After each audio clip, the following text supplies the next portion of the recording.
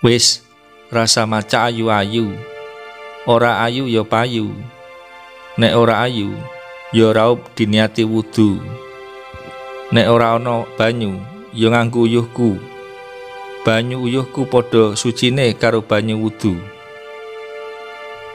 Artinya, tidak usah bersolek cantik-cantik, tidak cantik juga akan laku. Kalau tidak laku, ya cuci muka dengan niat wudu. Kalau tidak ada air, ya pakai air kencingku.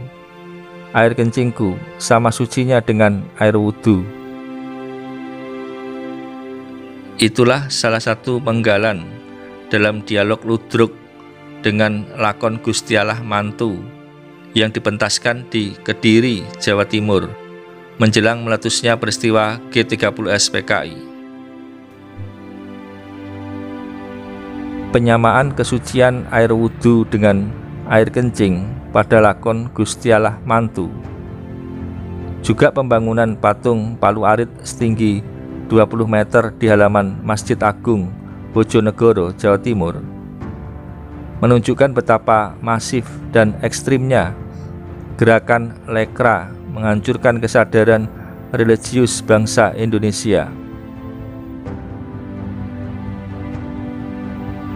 Contoh lain dalam pentas Ludruk lakon Gusti Allah Boten Sari, misalnya ada dialog seperti ini. Lah piye Gusti Allah yo boten sari, ora duwe bantal lan kloso, piye turune? Lah gimana Gusti Allah tidak tidur, gak punya bantal dan tikar, bagaimana tidurnya?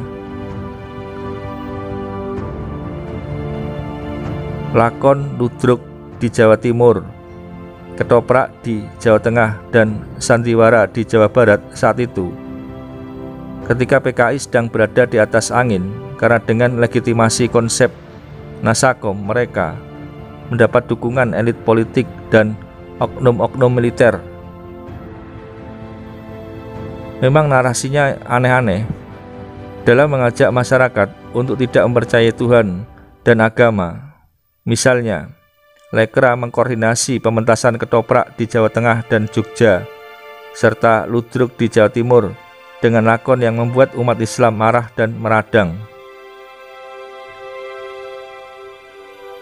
Ada lakon dengan judul Patine Gusti Allah Mantu, Gusti Allah dadi manten, malaikat kawin, dan lain-lainnya yang membuat orang Islam marah.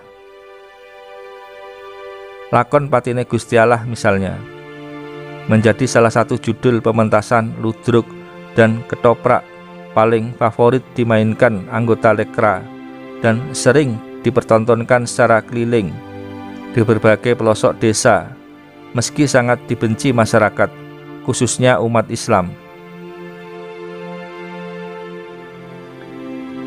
Seperti kasus di Jombang, Jawa Timur misalnya.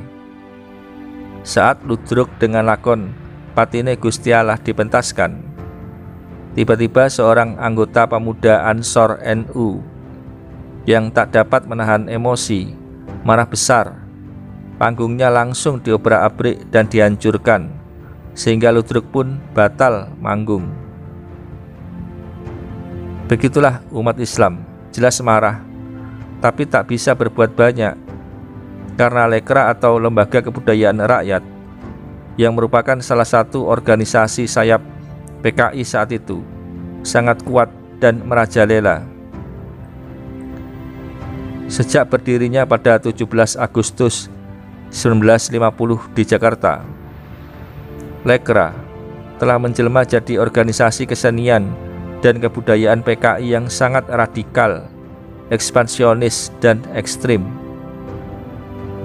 Sulit membayangkan ada sebuah lembaga kebudayaan yang demikian berkuasa di dunia seperti lekra.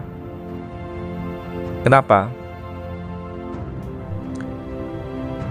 Karena lekra hakikatnya bukan sekedar lembaga kebudayaan, tapi telah menjelma jadi lembaga politik provokatif yang berselimutkan kebudayaan.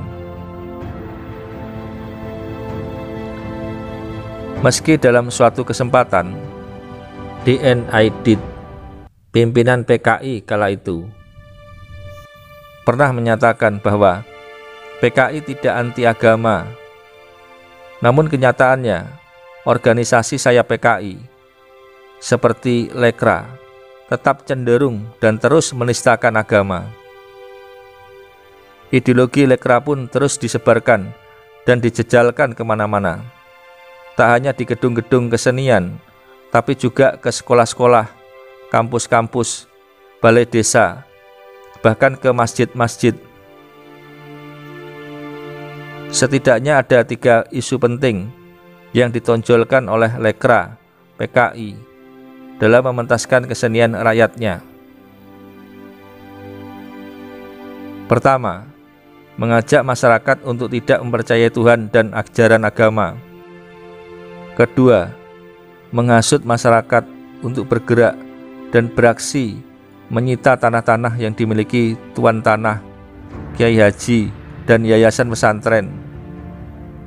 Dan ketiga, menghancurkan kredibilitas para sastrawan dan seniman Islam.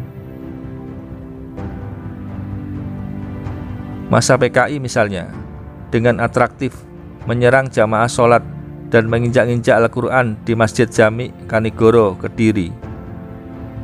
Ulama dan kiai misalnya oleh Lekra disebut penghisap darah rakyat dan tuan tanah bengis yang harus disingkirkan.